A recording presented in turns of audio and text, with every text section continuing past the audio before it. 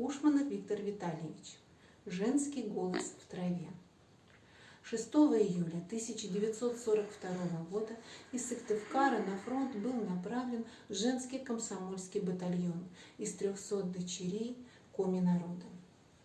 Светлоглазые, кореглазые, синеглазые, им бы пахнуть травой сеновала. На губах бы носить поцелуи ночные, да счастливые слезы вытирать на глазах.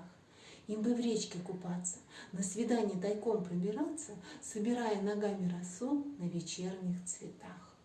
И заснуть, платье смяв, на груди тракториста или плотника, мир прекрасный обняв, прошептать неизбывное: родненький, мой родненький, родненький, солнце встает над смородиной, мой ты родненький, реки блестят на заре, мой ты родненький, реки блестят на заре, мой ты родненький, это в первую очередь родине, нежный девичий вздох пробуждения любви на земле. Синеглазые, кореглазые, сероглазые, нецелованные, нецелованные. Им бы свадьбы справлять, им бы ночь медовая, что бранила ласково мать.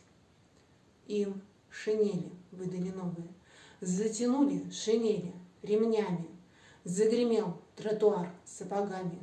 Белье солдатское, грубое, на теле колется, на юном, на прекрасном нерожавшем теле. Все сердце исколото, лица снега белее, а плакать нельзя, слезы у мамы дома.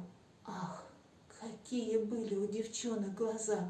Огромные, синеглазые, кореглазые, сероглазые, пулеметчики, гранатометчики, шли на танки огромные, падали, умирали со словом «родненький».